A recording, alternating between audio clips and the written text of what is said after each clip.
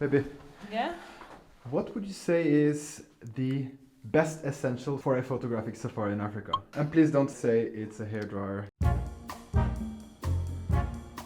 I've been traveling to Africa for 11 years in a row now, and in this video I'm going to share 10 essentials that will help you get the most out of your photographic safari. So let's start with the first thing.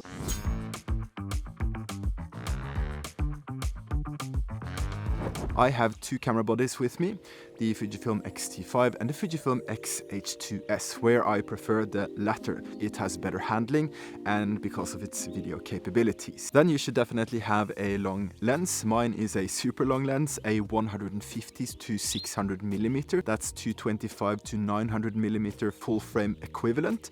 I love this lens. I just got it before we traveled. Now that I'm getting used to it, I can see that this is a high quality lens and I have such good reach with it. Highly recommended. You can check out this video of my first impressions if you want to check it out.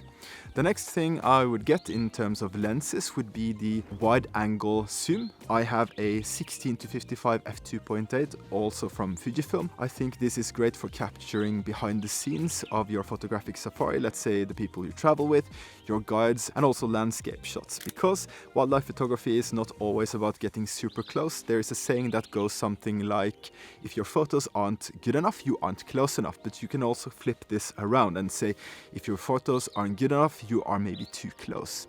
So think a little bit about that and get a wide angle for your photographic safari. Then you have to have cleaning kit.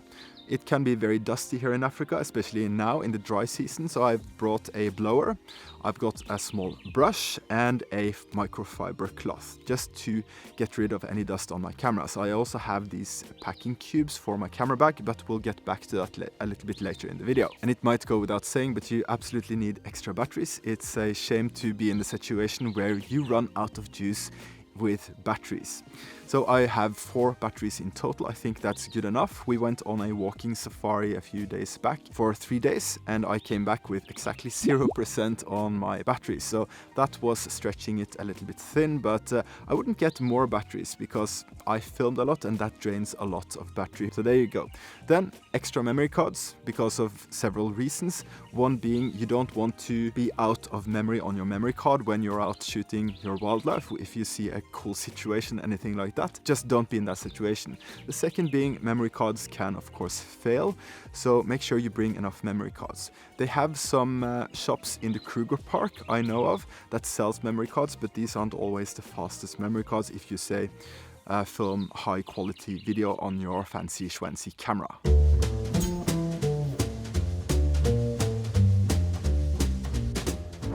I've brought both. I don't know why I brought the tripod because I haven't used it yet, but I have this idea that I want to do time lapses for my stock video.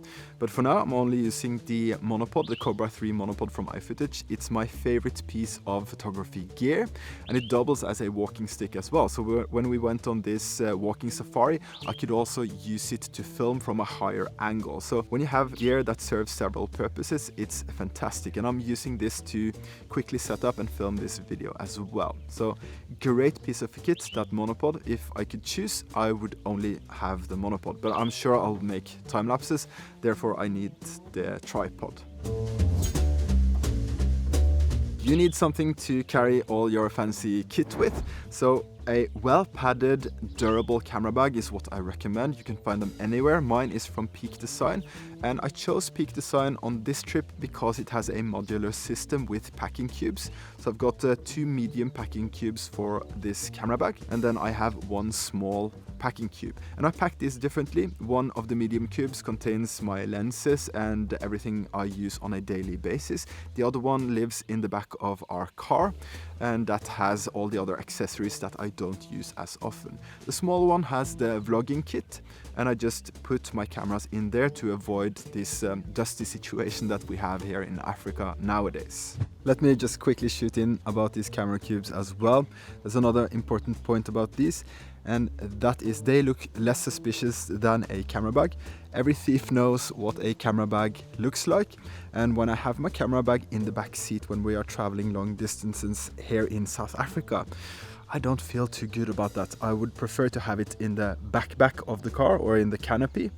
But these camera cubes, they look less suspicious. It might be clothes in those, and yeah, it's not easy to guess what's inside of them. So that's another very good point about these. And that's also another good reason I really like this system. And these camera cubes also pairs nicely with my duffel bags that I chuck on the check-in baggage when I travel. You need a set of good binoculars. They don't have to be the most expensive or the fanciest at all. Mine are from Brown. I think they're around $250. They're 8x42.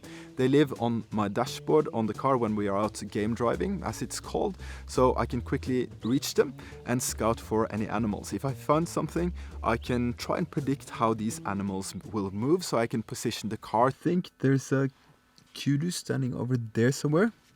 So let's try and see if we can capture a nice image.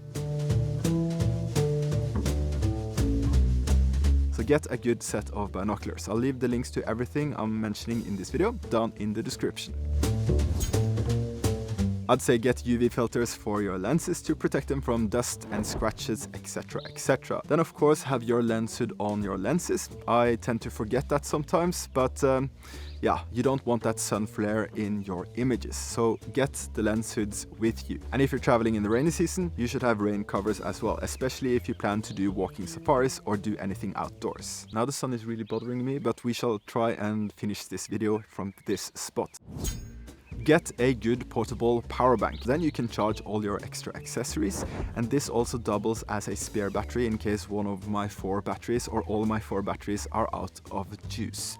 Mine is an old one, so it's failing a little bit, but I'll link to the one that I want for Christmas. I've sent this list to Santa and I've been a very, very good boy this year, so I just might get it, but I'll link to the one I want and recommend down in the description. I also think that you should get a couple of field guides. You can get books and you can get apps. The books I have is a one called Mammals and another one called Beat About the Bush. So the Mammals book is generally about the mammals in wherever you travel in Africa. The other one, Beat About the Bush, you can read fun facts about why certain animals behave the way they do. It's a really good read and I highly recommend it. The apps that I use is Mammals, it's from Sassel I think, where you can learn animal calls. If you haven't been to Africa before, it's easy to mistake hippo from a lion, because if you don't know, you don't know. On this app you can learn all the animal calls of the most important animals that you will find here. Then we have Robert's Bird Guide. We have become increasingly alarmingly interested in birding, so that's a very good app that you can tick off the birds that you see and find, and you can also see what they look like, male and female, and also what calls they have. So those are the 2 apps that I recommend.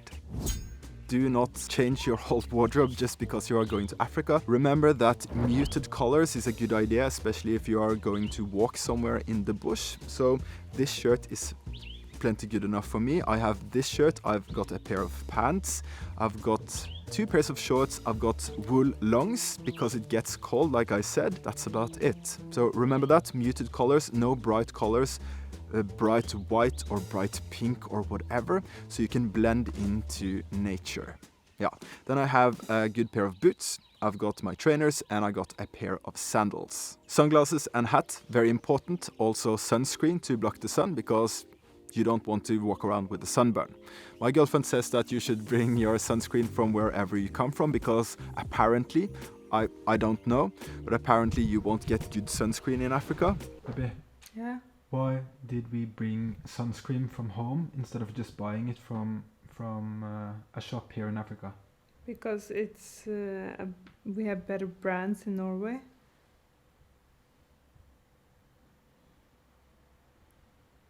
They have the exact same sunscreen here.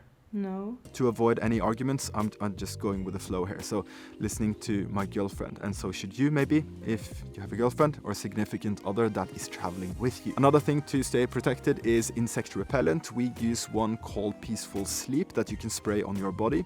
It's very effective. And for the tent, before we go to bed, we have another spray called Doom, and that's exactly it. It's Doom for the insects. You spray in your tent 10 minutes prior to going to bed.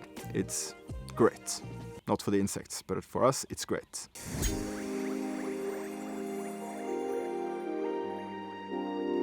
I think keeping a notebook is a great idea. I like to write manually. Then you can write down your settings for your camera. You can write down what you've seen that day and just keep a little journal. I absolutely love that idea because you don't always get to charge your phone and you want to save that power bank for your camera in case all your batteries die. So it's also nice to sit around the campfire or sit in your tent or whatever and do a little bit of manual notes. You can also do this on your phone, of course, but I just find it so much nicer to have that little ritual in the morning and in the afternoon by writing what I've seen and things that has happened. My notebook is also a 3-month journal where I write my 3-month goals. If you're doing self-drive safari, this most likely comes with the car, a basic first aid kit with bandages, plasters, antiseptics to cleanse wounds or something like that. But in addition to this, we also got antibiotics from home since we are traveling in Africa for 6 months, just in case. Then there's another very important factor that I want you to make extra note of, and that is malaria. If you travel to high-risk malaria areas, you need to know that there is an incubation period of 14 days, I think. So if you leave a high-risk area and after 2 weeks you get flu-like symptoms, don't brush it off as a flu. Go straight to the doctor, clear that first, and worry about the flu after. And with that, if you like this video, you might want to check out this one after, also Africa related. And if you aren't subscribed to my channel, that would be awesome if you did. Also leave a thumbs up and I hope to see you in the next video.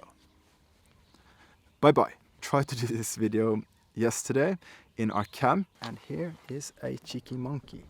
Look at this.